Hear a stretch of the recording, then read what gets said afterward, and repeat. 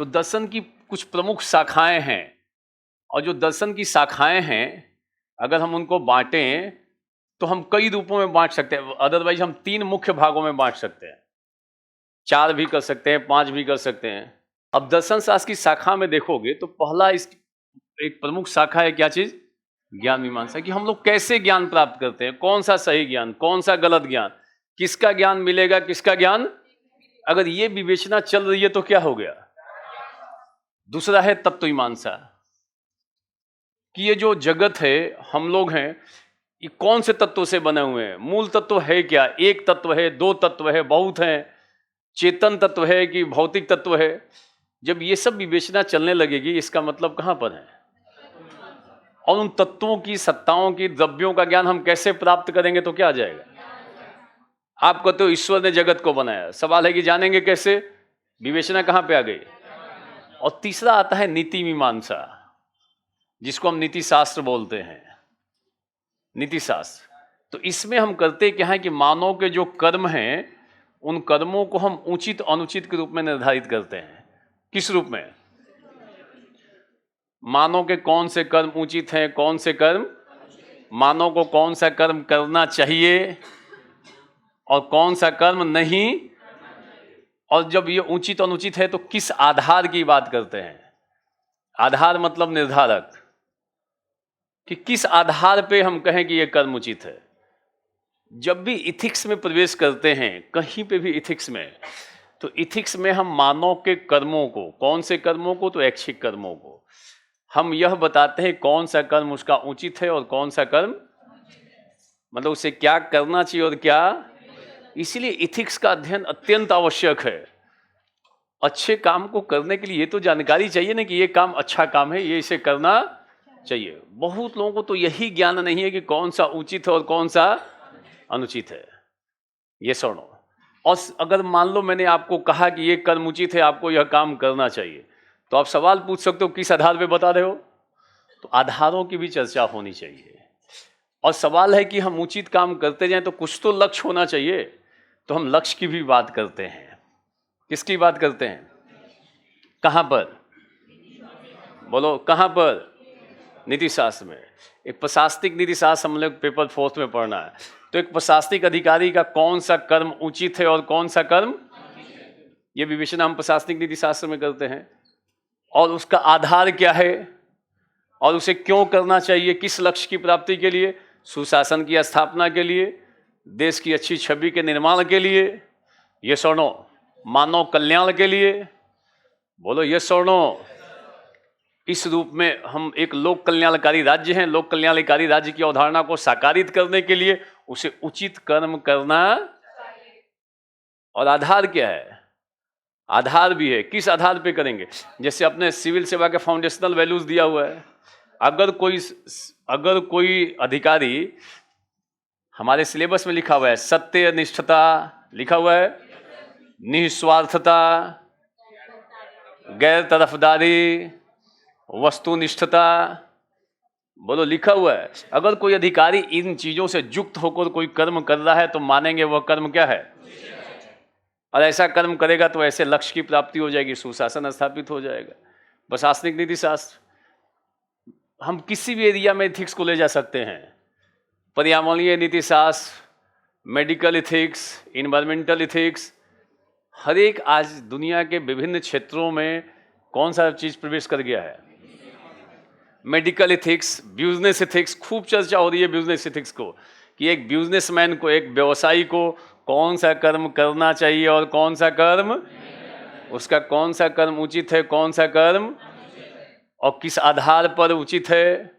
अगर मान लो व्यवसाय कोई भी किया जाता है तो उसके कुछ नियम होते हैं, ये सुनो, कुछ दिशा निर्देश होते हैं, कुछ गाइडलाइन होते हैं। बोलो होता है कि नहीं होता है? कोई भी बिजनेस मनमाना कर सकते हो क्या? किराना का दुकान भी खोल लोगे तो बटखरे पे जांच होती है, पीछे उसमें कुछ लगा रहता है, ये सुनो। तो वो उसके मानकों का प्रयोग करते हुए अगर आप अपना सामान बेच रहे हो तो वो कौन सा कर्म है? उचित काम कर रहे हो, कोई गलत काम नहीं कर रहे हो।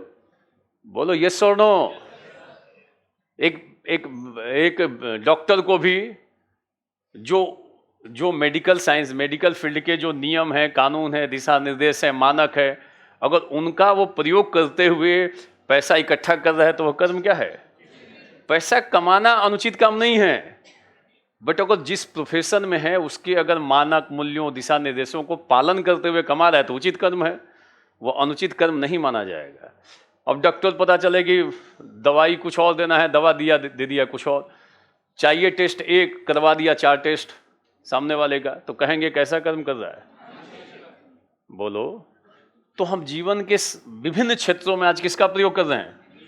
और ये पेपर 4th में आ गया है, आपके पेपर 4th में पूरा यही तो है कि एक प्रशासनिक अधिकारी को कौन सा कर्म करना, कौन सा कर्म नहीं करना, उसे किन चीजों से युक्त होना, तो ये फाउंडेशनल वैल्यू से, इनसे वो युक्त हो और क्यों अच्छा काम करे, उसका लक्ष्य क्या होना चाहिए। लोक कल्याणकारी राज्य की स्थापना हो जाए, सुशासन स्थापित हो जाए, देश की अच्छी छवि का निर्माण हो जाए, ये सुनो, सरकार की नीतियां, सरकार के कार्यक्रम प्रभावी रूप से क्रियान्वित हो जाए, ये उसका लक्ष्य होना, बोलो ये उसका लक्ष्य होना चाहिए, बोलो ये सुनो। तो कौन सा नीति शास्त्र हो गया? प्रशासनिक नीति शास्त्र। बोलो कौन सा नीति शास्त्र?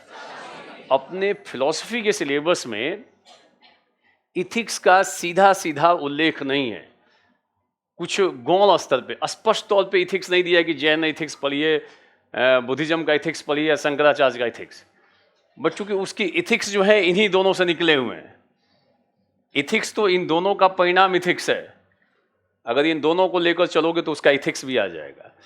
तो जितने भारत के दर्शन है सबका अपना इथिक्स भी है, बट वो इथिक्स प्रिस्क्राइब्ड नहीं है यहाँ पर। बट अगर आपका बेसिक इधर का क्लियर हो तो उसके इथिक्स को समझना बहुत, और पेपर 4th इथिक्स ही हैं, लोग बहुत दिनों से पढ़ चुके हैं। इथिक्स शब्द को पूछ देने पे कई लोग फंस जाते हैं कि नीति शास्त्र को केवल स्पष्ट कर दो। तो इसमें मानव के ऐच्छिक कर्मों को हम सही गलत के बदले कौन सा शब्द इस्तेमाल करोगे? उचित अनुचित इस्तेमाल करो। सही गलत भी इस्तेमाल कर सकते हो, बट ज्यादा प्रभावी शब्द कौन सा है? उचित का मतलब, अनुचित का मतलब आधार, अपने सिलेबस में पढ़ना भी है। नैतिकता के निर्धारक, ये सिलेबस में है। नैतिकता के किस आधार पे आप निर्धारित करोगे कि ये कर्म उचित है और ये कर्म? गांधी से पूछ दो, आधार क्या है? कहेंगे सर्वोदय आधार है, जिस कर्म से सभी लोगों का उदय हुआ कर्म उचित है, जिसमें बाधक हुआ।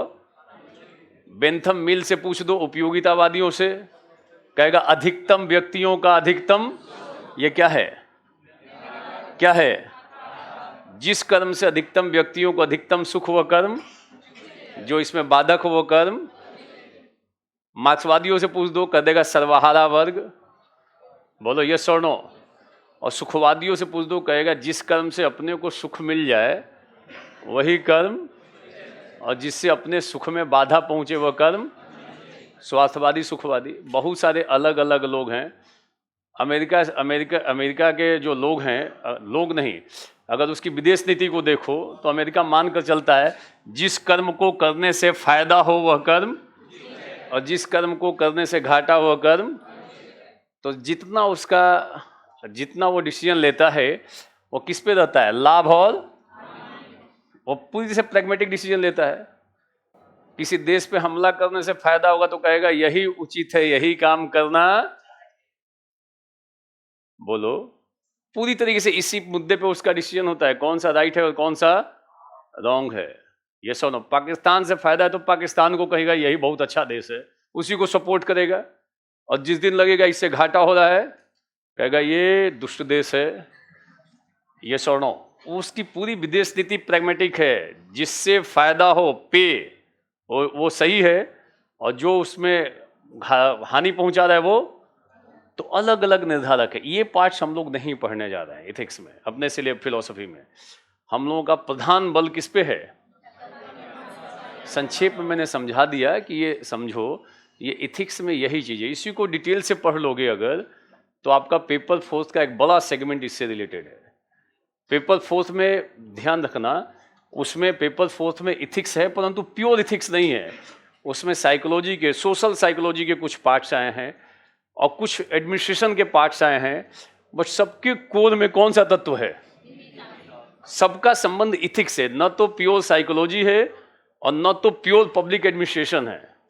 सबको हमें इथिक्स के कॉन्टेक्स्ट में पढ़ना है, तालमेल करते हुए पढ़ना है। कोई कह दे कि प्योर फिलॉसफी वाले लोग ही उसमें सफल होंगे, ऐसा नहीं है। इथिक्स उसका एक मेजर एस्पेक्ट्स है। हम जितनी चीज़ों को जोड़ते हैं, किससे जोड़कर? आप उसमें देखोगे ज़्यादातर क्वेश्चन केस स्टडीज के हैं। 100 नंबर से अधिक, 120 नंबर से अधिक क्वेश्चंस किससे हैं? और केस स्टडीज में आप देखोगे हमेशा आपको डिसीजन लेना है इथिकल टच में। एक साइड में कानूनी पक्ष है डिसीजन में और दूसरे साइड में कौन सा पक्ष है? और इसी में झूलता रहता है डिसीजन, इसी में झूल रहा है कि कानूनी दृष्टिकोण से ले कि नैतिक दृष्टिकोण से ले। आप रोड पे एक हेलमेट पहन के जा रहे हो बाइक से, बगल में गिरा हुआ है, चिल्ला रहा है कि हॉस्पिटल पहुंचा दो, और आपके पास एक ही हेलमेट है, तो कानून तो कहता है बिना हेलमेट के सवारी मत कराओ। नैतिकता क्या कहती है? उसको हॉस्पिटल पहुंचा दो। बोलो डिलेमा शुरू, बोलो डिलेमा शुरू। और जितने सवाल हैं सब तो इसी डिलेमा के हैं, द्वंद्व के हैं। डिसीजन मेकिंग के जितने सवाल हैं वो सब इसी डिलेमा है। कौन सा डिलेमा है? एक साइड में कानूनी, दूसरे साइड में, बोल तो लो। पिछली बार पूछा एक सवाल कि कानूनी दृष्टिकोण से ठीक है, नैतिक दृष्टिकोण से गलत है, नैतिक दृष्टिकोण से ठीक है, कानूनी दृष्टिकोण से, उत्तर स्पष्ट करें। अगर आपका फिलॉसफी का फंडा क्लियर हो तो ज़्यादा प्रभावी तरीके से लिख सकते हैं। ठीक है, हमारे पास एक ही हेलमेट है जिसको हम पहने हुए हैं, बट उसको पहुंचाएंगे तो इसको हम इलीगल नहीं एक्टिविटी कहेंगे। नैतिक दृष्टिकोण से इसकी मांग है। बोलो यस और नो। हमेशा कानून का पालन करना ही ठीक नहीं होता है। कई बार कानून का उल्लंघन करने से यदि बहुत बड़े प्रयोजन की सिद्धि हो रही है तो हम उस समय कानून का उल्लंघन भी कर सकते हैं। आपदा जैसे अगर आ गई तो उसमें कानून के अनुसार चलोगे कि जान बचाना मुख्य लक्ष्य है? तो जान बचाने के लिए कहीं कहीं कानून का उल्लंघन भी करना है तो जान बचा लेंगे लोगों की। अब कानून की सहायता लेकर बचा रहे हो कि किस तरीके से बचा रहे हो, ये ज़्यादा मायने हो सकता है। 2-4 लोगों की गाड़ी जब्त कर ली, उसको भी लगा दिया हॉस्पिटल पहुंचाने में। ऐसे जब्त करोगे तो केस हो जाएगा। यस और नो? अरे बोलो यस और नो। तो ये पक्ष किसका है? बोलो किसका है? नैतिकता का। हमें उधर में नहीं जाना, इन 2 पक्षों तक सीमित रहना है। Is it clear?